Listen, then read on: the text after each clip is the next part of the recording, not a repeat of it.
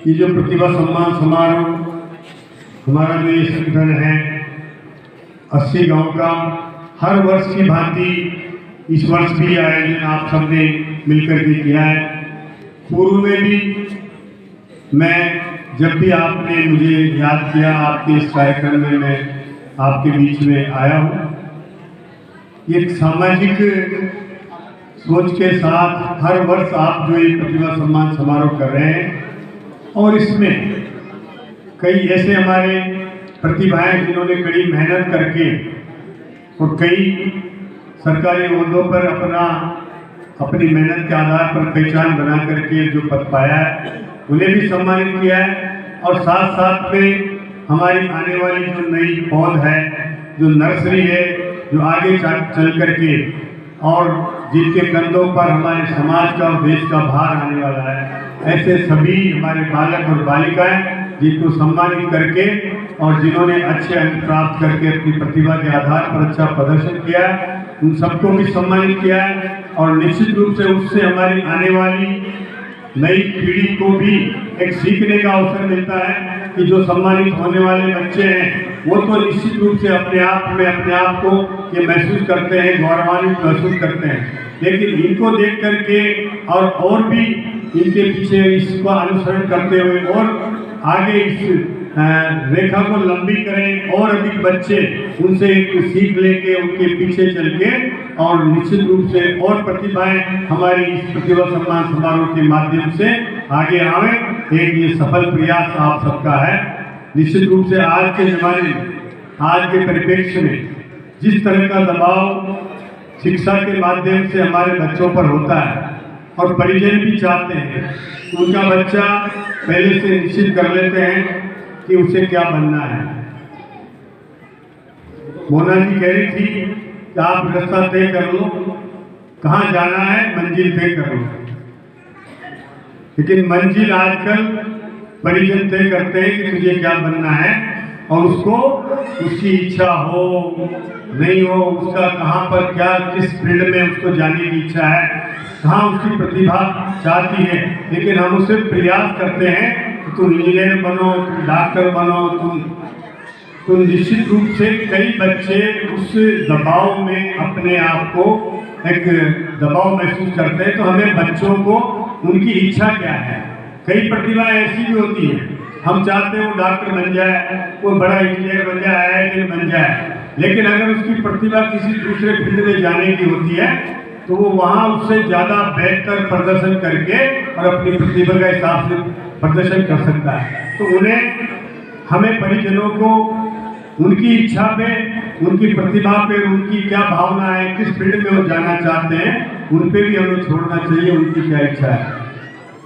हमने भी छोटे से गांव में रहते हुए मैंने शिक्षा की, हम भी पढ़े लिखे, लेकिन कभी परिजनों का दबाव भी रहा, लेकिन कोई बहुत अच्छा प्रदर्शन में भी कोई शिक्षा के क्षेत्र में नहीं कर पाया था। मेरे साथ रहने वाला कोई क्लर्क है, कोई LDC है, कोई टीचर बन गया। इसी तरह की परिवेश में मैंने सबको देखा है मेरे साथियों, कोई बहुत बड़ा इंजीनियर IIT बन गया, ऐसा मुझे एक भी मेरे साथ पढ़ता हुआ नजर नहीं आया। लेकिन हमारी भी पारिवारिक परिवेश की वजह से समझ लो, हमारी इच्छा होती थी जब भी हमारे काका जी के पास कोई मिलने आते तो हम भी वहाँ उनको, हमारी इच्छा होती है कि इनको चाय पिला दें, पानी पिला दें, इनकी सेवा कर दें और उनकी बातें सुन लें कि क्या राजनीतिक बातें होंगी। इसमें ज़्यादा भाव होता था बनस्पत पढ़ाई के। और मैंने जैसे तैसे अपना शिक्षा का BA का पास किया, दिल्ली विश्वविद्यालय में पढ़े, लेकिन सामाजिक काम भी किया। ये सब काम करते करते जहाँ जो जिसमें लगन होती है हमें वो ईश्वर वहीं लेके जाता है। और निश्चित रूप से मैंने व्यवसाय भी किया, अपना खुद का कारोबार भी किया, लेकिन जो सामाजिक काम करते करते ये सब राजनीति की तरफ जो एक मन में इच्छा थी तो उस और जब लगा तो उस काम को भी मैंने कड़ी परिश्रम के साथ किया। और असफलता सफलता की एक बुनियाद होती है।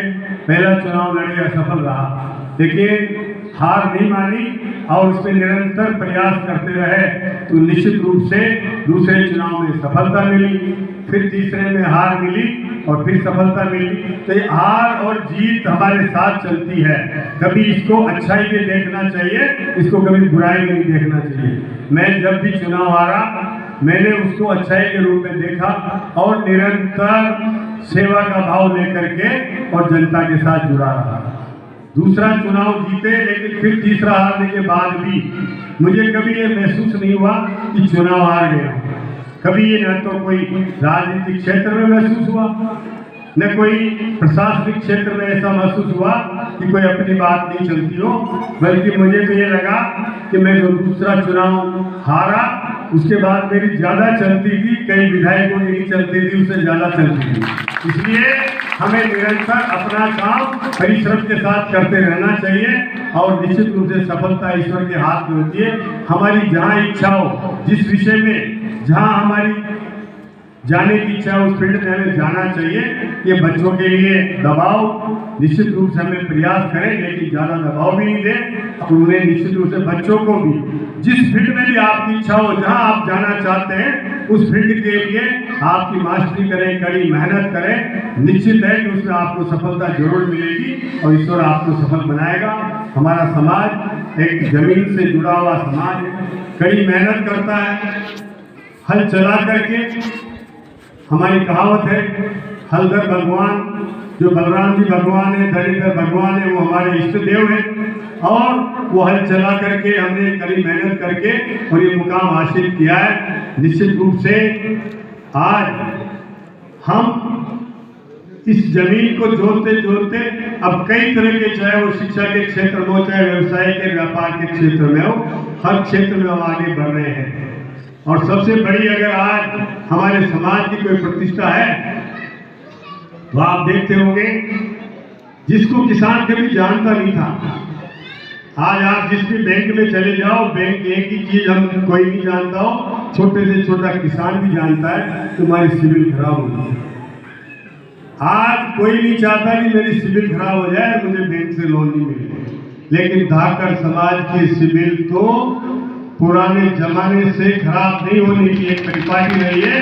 हमने कभी बैंक तो क्या, कोई साहूकार हो, भोराजी हो, मंडी का कोई व्यवसाय हो, व्यापारी हो, कभी सिविल खराब नहीं रही। ऐसा हमारे समाज का एक प्रतिष्ठा रही है। हमने कभी किसी का लोन लिया है आना पाई से ब्याज से चुकाने का, अगर किसी समाज के नाम से कोई अच्छाई कर जाए तो धाकड़ समाज के नाम से है, ऐसी हमारी प्रतिष्ठा है। ऐसे प्रतिष्ठित समाज में हमने जन्म लिया है, इसलिए हमें धरणीधर भगवान का आशीर्वाद है और निश्चित रूप से आशीर्वाद हमें बना रहे, ऐसी मैं भगवान से कामना करता हूँ। आपके बीच में आकर के मुझे आज अति प्रसन्नता हुई है, मुझे बुलाया और सम्मान किया, उसके लिए भी बहुत बहुत सभी समाज बंधुओं का धन्यवाद।